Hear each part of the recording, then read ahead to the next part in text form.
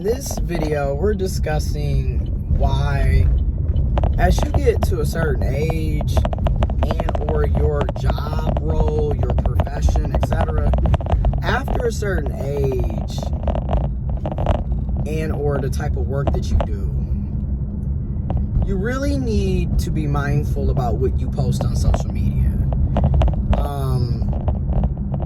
And the type of content that you're posting, because again, people be catching themselves up because they feel the need to constantly post stuff that really doesn't need to be on social media. There's just no other way to put it. And in this particular situation, we're talking about a cis black male teacher who posted a video on social media on TikTok. That same TikTok video ended up on X, aka Twitter. And in the video,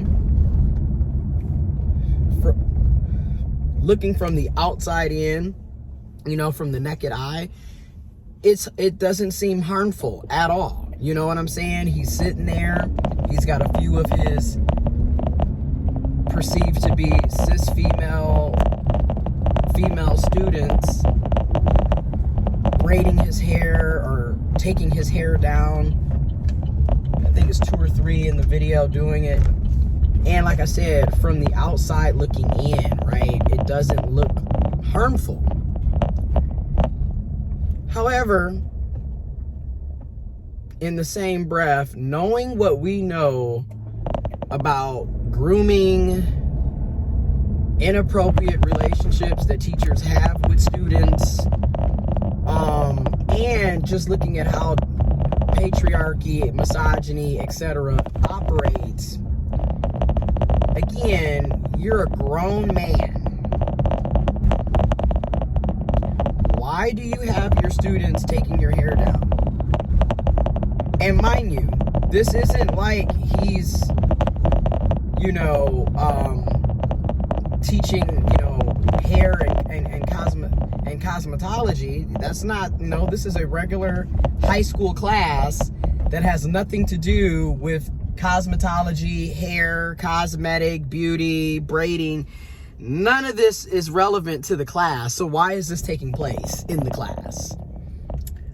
And again, in this situation, nobody would have known any of this was going on unless he decided to post it on social media. And this is why I cannot stress this enough. Stop posting everything on social media, because you already know how it is. Once it gets posted, it becomes a think piece. Everybody is here is looking to decipher, what the video really meant, what his behavior was about. Is this a potential boundary violation? Is he grooming the female students? Is he pushing a sexist, misogynistic gender trope? And then they're talking about, well, it's about having community. And, it's about caring and loving and having a community. And that's what some people are saying. And while that has some truths to it, you're not supposed to be caring and loving your students in that sense. You're not supposed to be caring and loving your teacher in that sense. Again, y'all shouldn't be physically touching each other at all. The teacher shouldn't be touching the students shouldn't be touching the teacher. Again, y'all set yourselves up to get fired, to have, disciplinarian actions done against you. And then two, it is what it is. When we look at how sexual abuse goes and what grooming typically is, a lot of older people who are potential predators, because in this day and age, I'm going to just go on and call a thing a thing. Everybody is a red flag until proven otherwise. You cannot trust people around your children. So until proven otherwise, everybody's a red flag. And any of us who have been, and you already know if you've seen some of my videos and commentary, trigger warning, trigger warning, trigger warning. Sexual abuse, sexual assault, child molestation. This is your time to leave if you don't want to hear this. Trigger warning, trigger warning, trigger warning.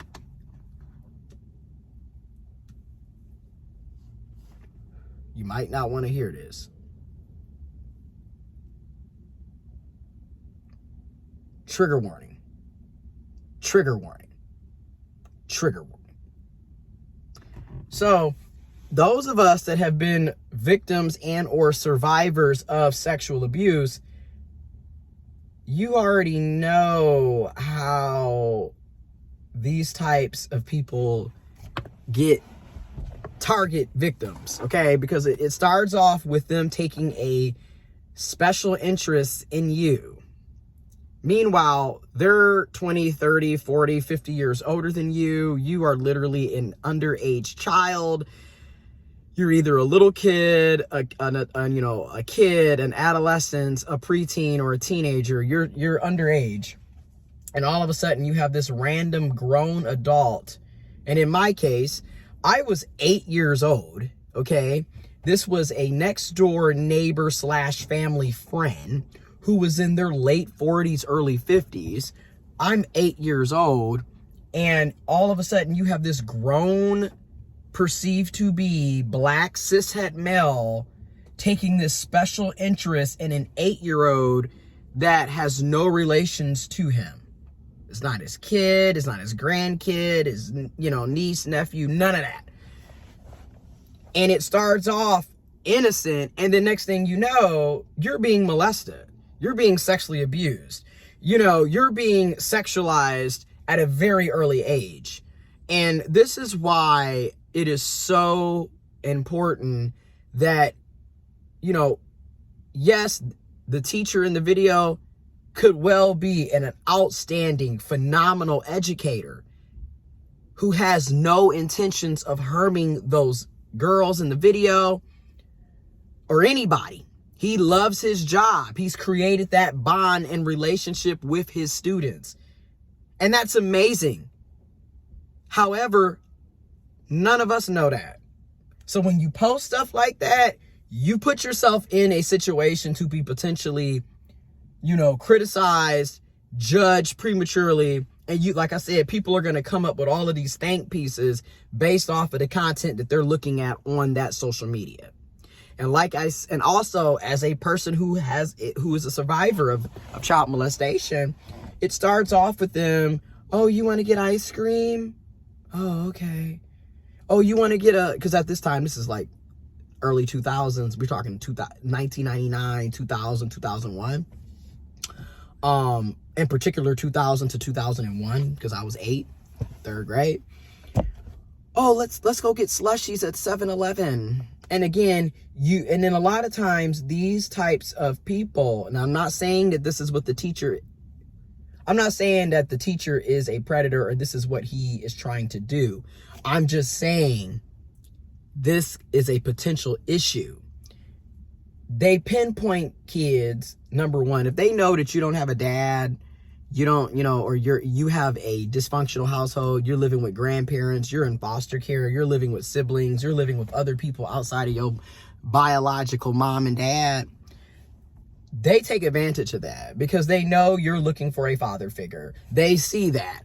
And again, all of a sudden you got this special interest. And mind you, this could be women too, because if you haven't been paying attention, and I'm going to bring it up, you got all of these white cis-het females who are engaging in sexual relationships, aka sexual abuse, sexual assault, sexual harassment, rape, molestation of young boys, preteen boys, underage teenage boys at these high schools. And these are cis-het white females doing this. So I want people to understand it isn't just cis males, even though it is what it is. They are predominantly the perpetrators. I'm just going to be real. But let's not act like you don't have cis females participating in the same exact behavior. Okay? Again, you got white cis-het, white cis female teachers at these schools taking advantage of young boys, sexually assaulting and abusing young boys and young girls. And it just needs to be stated, right? Again, they have inappropriate relationships with their students. There needs to be boundaries. Quite frankly, and it's sad because of the world that we're living in, you almost have to think the worst before you can think the best, because more often than not, it is the worst. It's not what, you know what I'm saying? And that's sad. But when it comes to children, yeah, I'm a firm believer in you're a red flag until proven otherwise. And I've been saying this for a long time about cisgendered men, cis males. Red flag until proven otherwise. Because time and time again, we're reminded of why we should have had our guards up. And that's why I'm like, I'd rather be safe than sorry. And then for those of you who are in these types of professions where you're working with underage people, children, youth, preteens, teenagers, what have you, or you're in a position where you have authority over that person, you need to be careful. Because regardless of you being a good person or not, or those not being your intentions, doesn't really matter when the people from the outside are looking and seeing a bunch of red flags about you. So to avoid a lot of this, you need to have boundaries with your students. Quite frankly, I don't think you should be hugging students in this time, in this day and age, to protect everybody. It sucks that it has to be that way, because let's be real, many of us have had teachers who literally were like surrogate dads, surrogate moms, like they were our best friends, you know what I'm saying? Many of us have had them, and we had good experiences. They weren't abusive. They weren't taking advantage of us. But then we've also seen time and time again where you have this popular teacher who's actually has a harem of underage people that they are abusing. And they're using the I'm the cool teacher and I'm down to earth vibe to connect with people to potentially get new victims. I mean, it is what it is. So to avoid a lot of this is just have your boundaries. You know, you shouldn't be touching students. Students shouldn't be touching you. You shouldn't be involving your students in your personal life. I'm just going to be honest. Like, I've had so many situations when I was in high school where you literally had teachers telling us about their marriages and, I mean, the breakups, divorces. Like, that's not your students' business. And you should not be comfortable to be talking like that to your student. That's what I mean by having boundaries. Like, it's really just ridiculous after a while. And I get that it's something that a lot of us are going to have to learn, especially millennials and Gen Zers, because we grew up in the day and age of social media. So a lot of us are thinking, oh, well, it's just a harmless video. If you're at work, you're on the job, get off social media. There's no point in you filming what's going on or posting about your job. I'm just going to be honest. And again, I'm also just, as I get older, it's just becoming more and more apparent to me, at least since November 2018, everything doesn't have to be posted on social media. You don't have to give everybody a play-by-play on your life, what you're eating, who you're hanging out with, who you're in a relationship with, what type of job you're doing. Some things are literally just meant for you and or the people that are close to you in your life and or the people that are there when it happens. It doesn't need to be posted. I'm just being real, because in this situation, nobody would have known anything about the girl's undoing his hair as he's getting ready to get his hair braided, because nobody would have known. It wouldn't have been on social media. It just would have been between him and the girls or him and the students in that classroom. Now, you got all these think pieces. Now there's assumptions that you're a sexual abuser or grooming kids. Now, you know what I'm saying? And now it's just like, again, none of this had to be. And I feel like everybody's opinions and feelings have validity to them. And there is a certain decorum, you know, that we should have in our adulthood and in our professions, certain behaviors you shouldn't be participating in. It is what it is, you know, and I hate that it has to be that way, but we have way too many predators walking around here for us to brush things under the rug. Because arguably, especially in the Black and brown community, brushing sexual abuse under the rug has ruined generations of people in our community. Because for the longest, it was brushed under the rug. People would know that that uncle shouldn't be around kids and would literally be telling folks, don't have the kids over there with Ray Ray. Yet, why is Ray Ray at the family function? How come Ray Ray hasn't been persecuted, prosecuted, in jail, in prison, and addressing him, her, them, holding them accountable, and making sure that they're not around kids, and making sure that they can get treatment and healing, okay, if it's possible, right? But no, instead, we're just, you know, or you're not believing kids when they're telling you that they've been abused, when they're telling you that somebody's touching them inappropriately. You know, so many people, especially when it comes to girls, I'm just going to be honest, when it comes to cis girls, cis females, cis women, girls, trans women, etc., you're the fast girl that was asking for it. Meanwhile, you're 12 and he's 45. And also, so many cis boys have literally been molested and raped by grown women. And it's brushed under the rug because it's seen as a rite of passage. Oh, look at you, bro. You got it in. Oh, you had sex. Oh, you knocking the boots. You went to Pound Town. Oh, that's what's up, bro. You a man now. Never mind the fact that he's 12 and she's 25. Or that's his mom's best friend. And he is a child and she is an adult. He was raped. He was sexually assaulted. But again, toxic masculinity has y'all thinking that it was a consensual activity. There is nothing consensual when you are underage and the other person is a full-blown adult. You can't consent.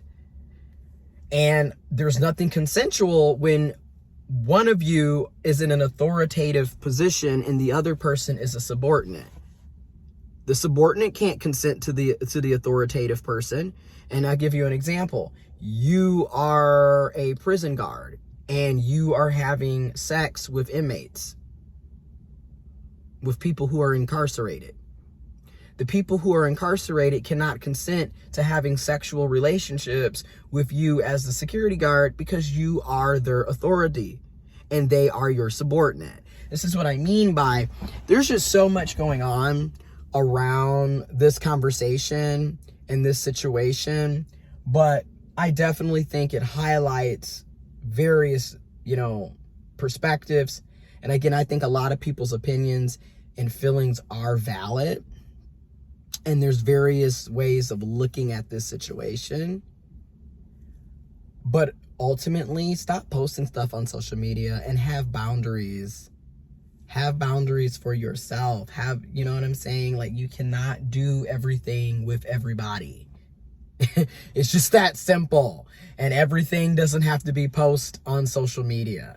It's that simple, And don't get me wrong, I use social media. I am a content creator. I have been using social media since frickin' Black Planet, eSpin the Bottle, MySpace, Tagged. I've been on here arguably since 2005, 2006. So I get it.